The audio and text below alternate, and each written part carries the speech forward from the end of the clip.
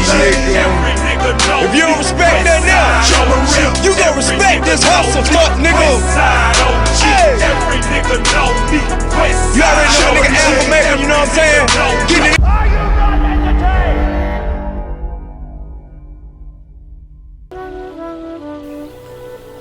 They say, if there's a will, then there's a way. Probably thinking about me, I was greeting people. Probably told them it's about to be a lynch party. And if there is a way, then I will. Am I willing to make sacrifices? Sacrifices I will make. The more I try, the more I die. But death will only make me strong.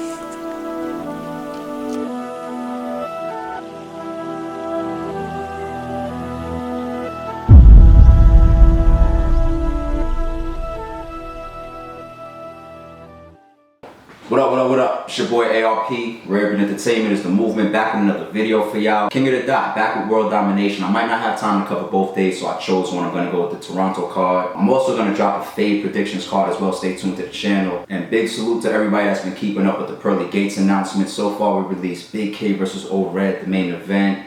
We released Big Kannon versus DNA. Finally, they're going to settle that for the king of rebuttals. Daylight versus Ill Will. A lot of people didn't see that coming. We called it the last will and testament for y'all. We put Will's name in the shit. Testament was because Daylight came to RBE and gave a testament. So did Oops. I did see a few people guess Oops, but wasn't Oops. We didn't even give y'all the co-main event yet. So this Pearly Gate shit, salute to everybody that's fucking with the card, saying that they don't even know the full card yet and it's still one of the best of the year. Go to Eventbrite, get your tickets right now to be in the building November 4th. Alright, let's jump into this prediction. Nunn Nunn versus Vega setting it off. I never heard of Vega before. Before recording this video though, I checked him out. It's a little unorthodox, doesn't seem as natural of a battler yet. I admit, I only watched one of his battles to really get a feel for him. I just think Nunn Nunn is a little bit more comfortable, a little bit more seasoned in there from what I've seen. I got Nunn Nunn on his A game, bringing 3 crazy rounds to a card like this and possibly taking this one 3-0. Dunn D versus Big Kannon. Dunn D's another guy I never heard of before, but I pulled him up before recording this video. I've seen him moving around in the ring a lot. He seems real comfortable. He's got the charisma. He's got some aggression about him. That comfort level that he has though is real dangerous. If he gets the crowd behind him, you know, I see his style and I can see where he can create problems for certain battlers. Overall talent-wise, we're talking about Big Kannon here though. One of the best guys on the scene today, tearing shit up all 2017. Another one of those guys that has everything in his arsenal. Kannon's been on his shit and focused all year. He's not going to stop that now. I got him 3-0 in this battle. The return of Hoffa, the king of the dot, versus one of the continued up-and-coming stars, Jimz. Off rip. Why is it always a return battle for Matt? Here's why both of these guys are so dangerous right now at this moment. Let's start with Jimz. Go back to some of his earlier battles, the first half of his career. Battles versus Scripps, XL, Rosenberg, Raw. Y'all wasn't really Jimz fans back then. This ain't no overnight shit. You talking brick by brick, working on your craft over years, getting better and better every battle.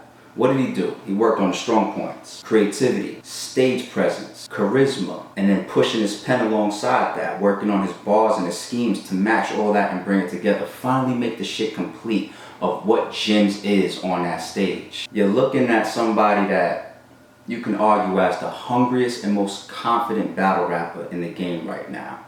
In his mind, this is finally my time. Finally, it's all coming together. Finally, the fans, the media, the bloggers, and other leagues are respecting me. Fast forward through it all, here now in 2017, he's kicking off the year battling Averb. He beats him with money on the line, unanimously. 5 judges, all giving it to Jimz. Then after that, his King of the Dot debut versus one of the guys who they're saying is one of the best pure lyricists coming up in 2017, Loso. He beat Loso. Then he battles the most consistent top tier of all time, DNA, and has the best back and forth of the night. You can call it debatable, give it to whoever you want, 2-1 either way, DNA or Jimz, but it's a great fucking battle. It equals the most hungriest and confident guy you can possibly put on that stage for World Dom. Now as far as Matt, why is Matt so dangerous right now? I'm gonna go off on some other shit that I just pay attention to see the position that I think Math is in. I've been paying attention to these interviews and all the back and forth. We all know what I'm talking about. Serious, hollow, disaster. Everybody's tuned into Math. He's one of the hottest battlers in the game right now. He doesn't even have a fucking battle out. But go through all of that in some of these interviews and see the real reason why I think he's dangerous as fuck for the King of the Dot card right now. One thing that I took from one of those interviews, he was talking about bookings. And Cortez mentioned it in an interview for Math as well. Why can't he get booked in Oakland? Because of the Diz shit. They're talking about money. They're talking about opportunity. They're talking about bookings. I listened to that part of the interview, and the way that I took it, Math wants those opportunities back. He doesn't want to keep that bridge burned. Whatever happened with the Thesaurus battle and maybe some bad blood going back to the Diz battle, whatever, I feel like you got King of the Dot and Math both in a position where they're looking to make some type of atonement. That's like a final chance. That's like you go back and forth over business and drama and all of this shit across these years, and y'all finally come back to the table to make something happen. You don't fuck that up. Leading into 2018, those are more opportunities for Math to get money and to get battles. This is like really the last chapter of this whole relationship, possibly, if he fucks it up. If he doesn't show up, if he doesn't have a good performance. And let's stay on that, the good performances thing, because let's not sugarcoat nothing. Math hasn't had a good performance outside of 2-on-2 since the Chill Jones battle. Off the top of my head, what do we got? We got the T-Top situation. Let's say he had a real personal thing going on and he wasn't prepared or whatever, or he had a bad performance.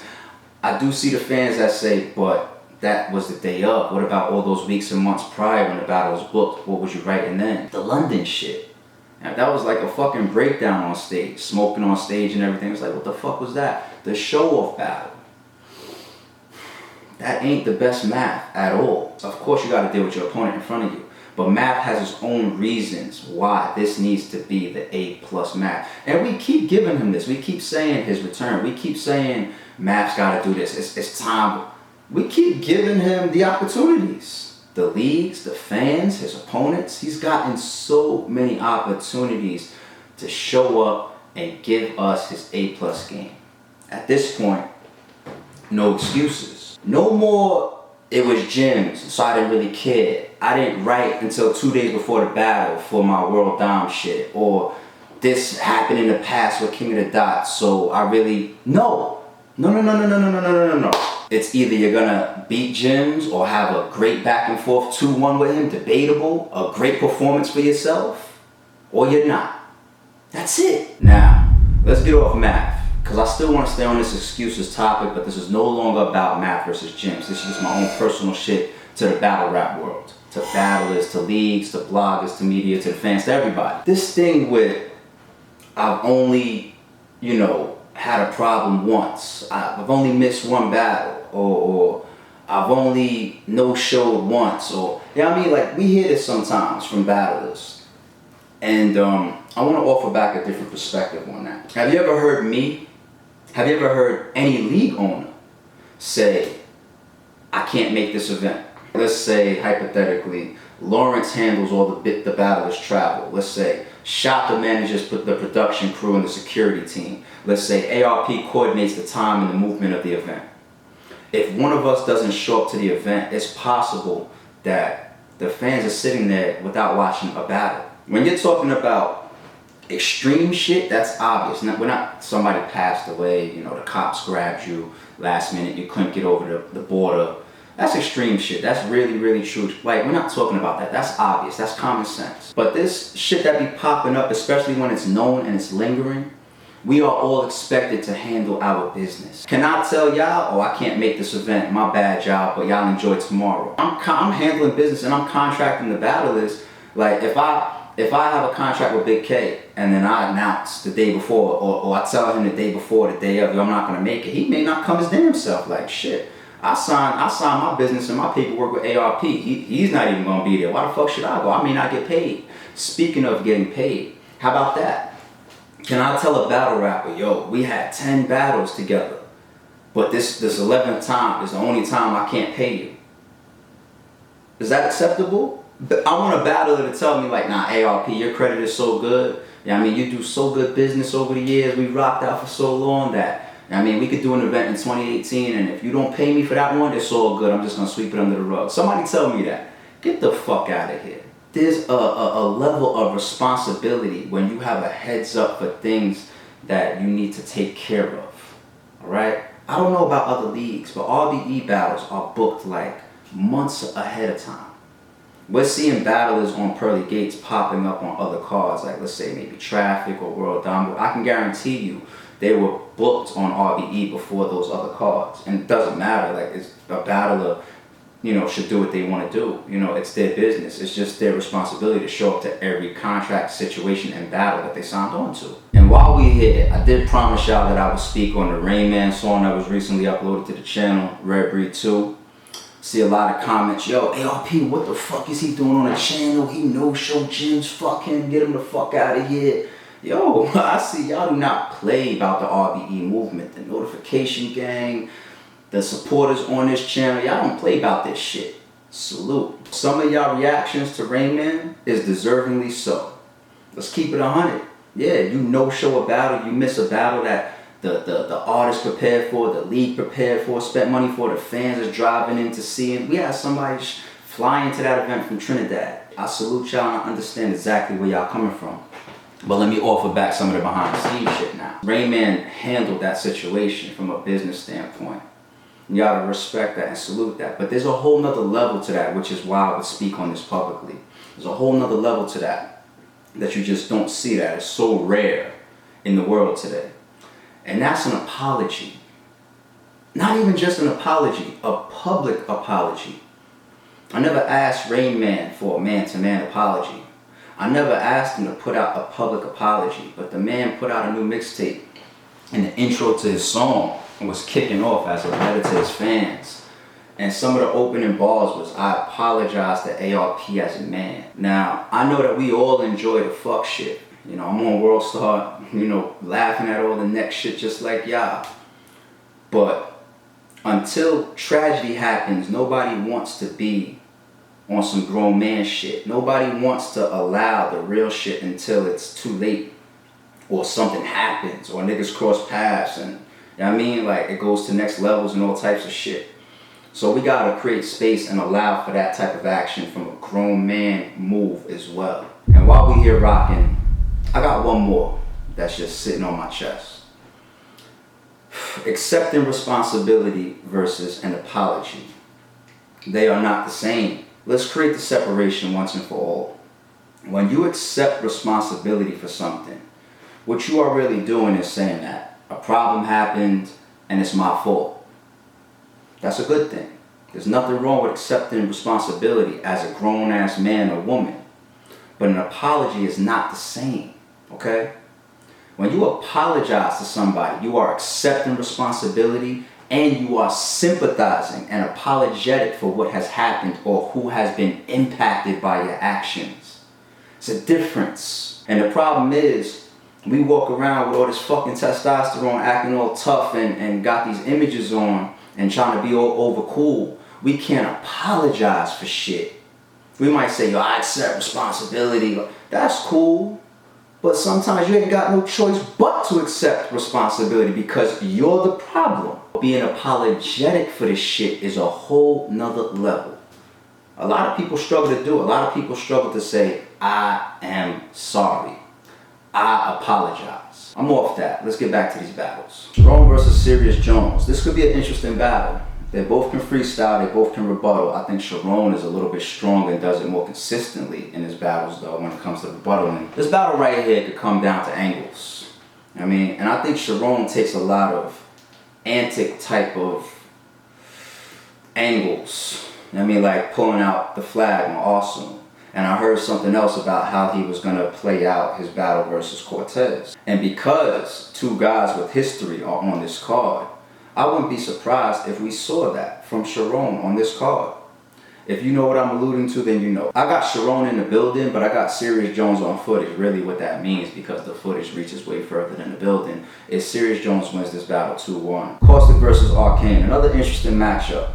Caustic could really carry the label just like Awesome was most disrespectful. It's like him, QB, and Ars that are some of the most disrespectful motherfuckers in the game. Arcane, he's got that shit that's probably gonna follow him his entire career. I think the disrespect, the aggression of Caustic takes this battle. Arcane has a good pen. He has a strong pen.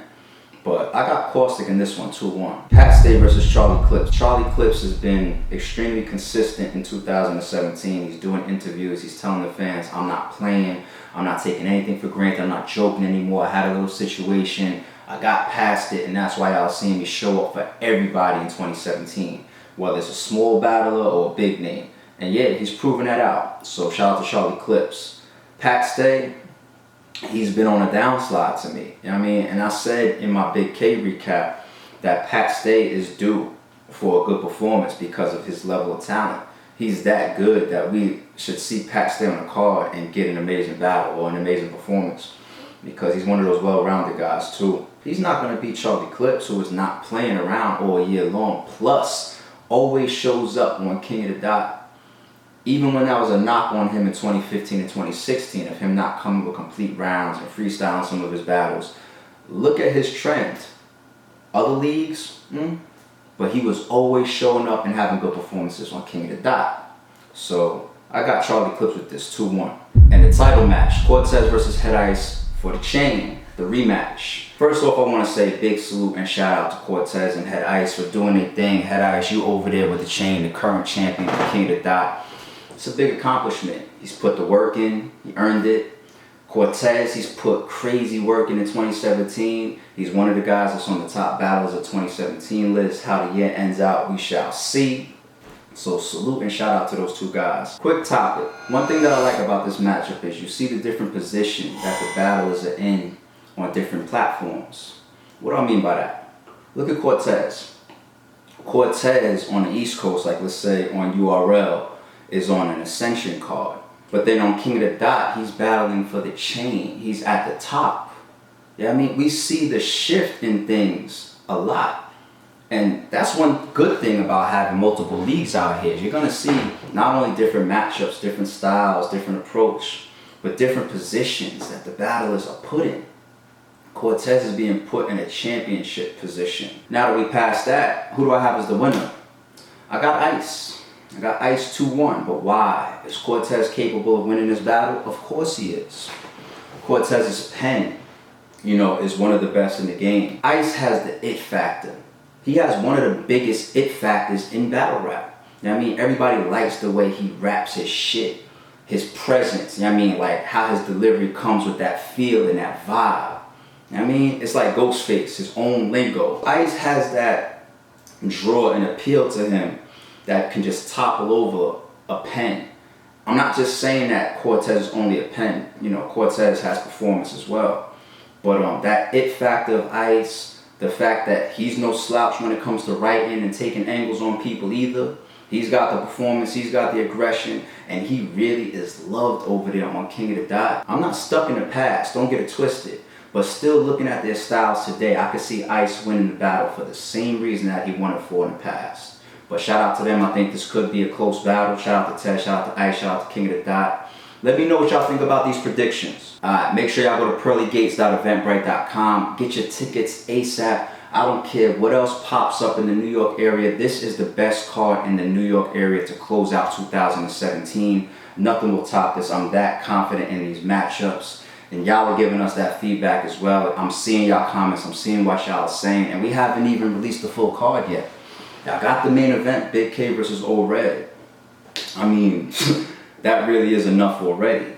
Y'all got the Daylight versus Ill Will. Y'all got the King of Rebuttals matchup. Finally, DNA versus Big Kannon. Finally, somebody put that fucking battle together for the fans. We have yet to announce the co-main event. And we didn't even let y'all know what Jimz' opponent is. And make sure y'all stay tuned to the channel. Subscribe if you're not subscribed. Be a part of the RBE movement, one of the best channels in the battle rap culture. I will be doing a JC versus Chess bar breakdown recap video for y'all. Y'all know how I do with them shits. We got the QP versus Craig Lamar coming. The website is on the way. It's your boy. I'm out of here.